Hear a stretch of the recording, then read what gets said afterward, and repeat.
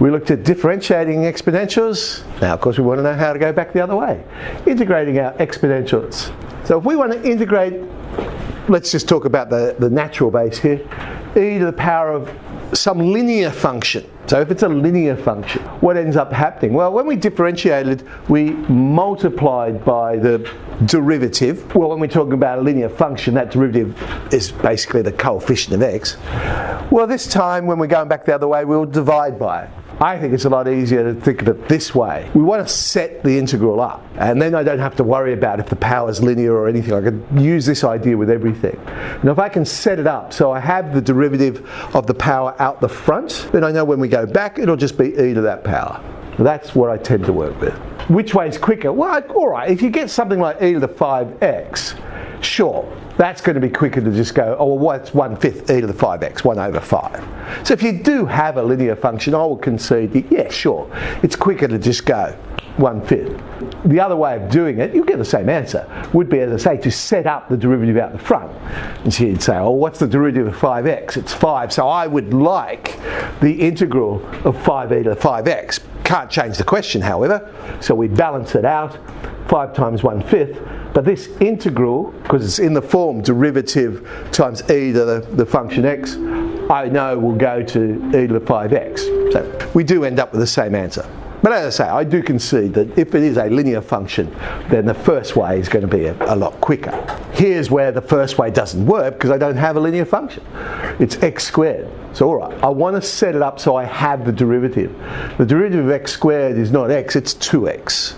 So I need to multiply it by 2. But if I multiply by 2, can't change the question. I also need to divide by 2, so I'll put a half out the front of that integral. That integral is now in the form derivative times e to the function. I know that when I integrate it, it will go to e to the function. So I get half e to the x squared. Don't forget your plus a constant, of course, because there could have been a constant number that we differentiated, which would have turned into 0. Okay, linear function.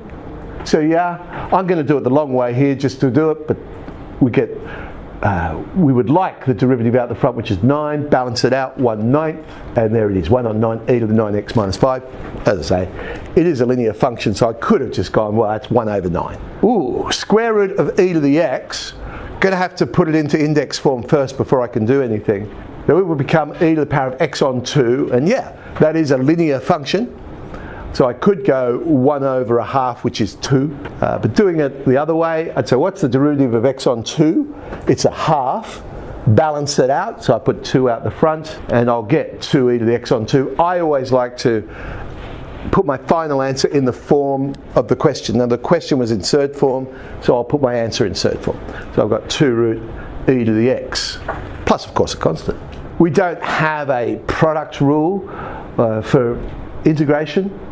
So I'm going to have to expand this out before I integrate. So expand out, e to the 2x minus 2e to the x minus 3. We integrate each individual bit. And so yeah, because they are linear functions, this is definitely going to be quicker. So the e to the 2x, I can go, well, 1 over 2, e to the 2x, integrate e to the x, world's easiest integral, e to the x. Integrate the 3, we get 3x, and of course we could have a constant there as well. We don't have a quotient rule when it comes to integration. A little bit of playing with the index laws, we can change this to be e to the 3x minus e to the minus x, and we integrate each of those. E to the 3x, we get a third, so 1 over 3.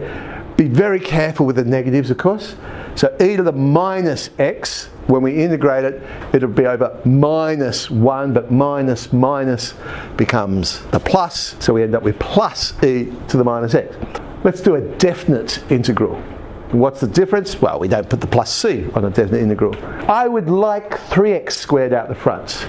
Balance it out, I'll put a third there. Now, integrate the 3x squared e to the x cubed, that goes to e to the x cubed, but now we substitute in our limits, and we get e to the power of 1, which is of course e, minus e to the power of 0, well, anything to the power of 0 is 1, so we have a third, e minus 1. Alright, here's one where the base is not the natural base of e. How do we handle it? Well, when we differentiated, we saw how we handled it. We said we do it exactly the same, but we will multiply by the natural log of the base. Well, we're going back the other way now. So again, I will do it exactly the same. but I will divide by the natural log of the base. So 3 to the power of x would just go to 3 to the power of x, like e to the power of x would go to e to the power of x, but in this case we divide by the natural log of 3. So now we're going back the other way.